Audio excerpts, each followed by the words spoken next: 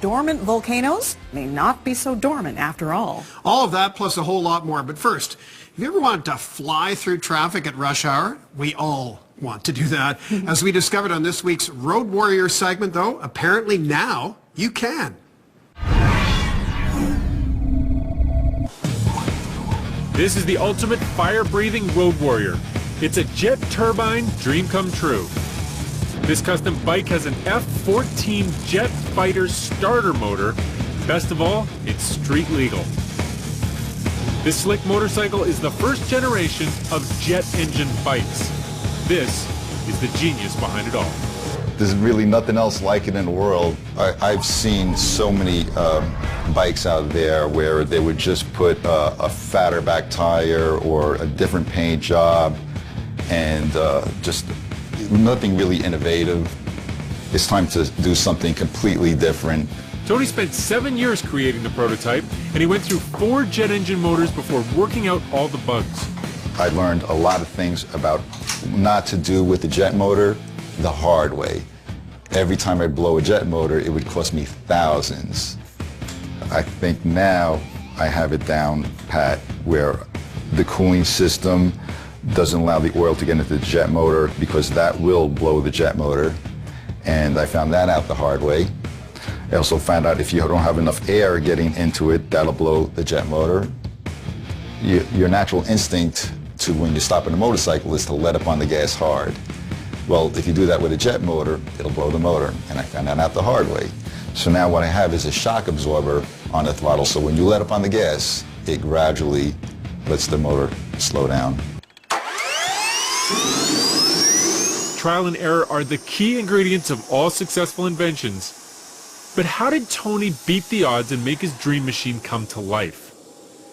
A lot of people thought I was crazy. Yeah, Tony asked me, hey, what do you think about putting a jet motor on a motorcycle? And I said, well, that sounds like a cool idea. Right, but it still has to be durable because Yeah. if somebody walks by and hits it, they can't cross.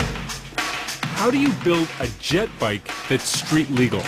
This is a turbo shaft, and it's actually used to start F-14s. It's the starter motor. So this actually turns the back wheel. The jet blast turns the pinwheel in here, which is then hooked up to a planetary gear system, which is connected to a shaft, which is connected to a compound reduction gear ratio system, and that just drives the back wheel. Jet engine fever infected all of Tony's friends. Getting the prototype working was one thing, but how did he go from the prototype to something this slick and beautiful? This here is a stock Hayabusa that we're preparing to put a jet motor in, and then when it's finished, you'll be able to see the differences. Here is where the jet motor is on this bike, so you'll see this all cut out, and the jet motor will go pretty much in this area here, and then the exhaust pipe will be coming out from the bottom of the jet motor up along the side, just like this bike. Of course, a little bit more shiny to match all the chrome on this, but it should look really, really, really good. One of the reasons why we picked a Hayabusa is because it was large and it was able to cradle whatever motor I wanted to put in here.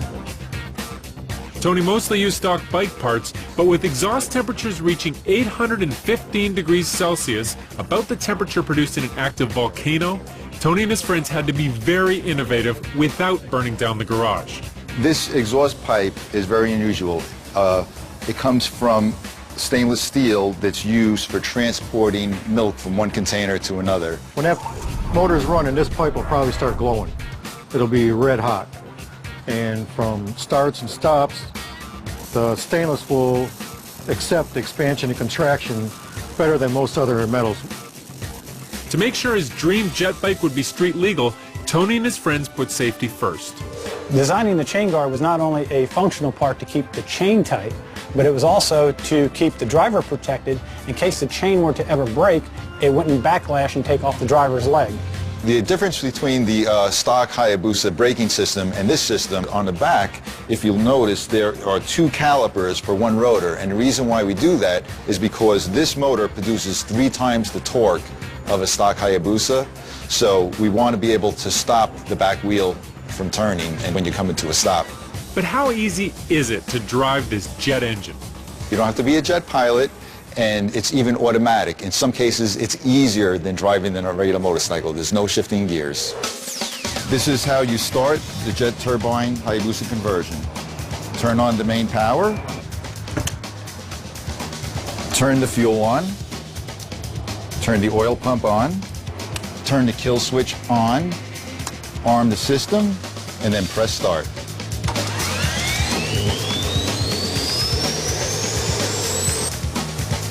Tony's next project?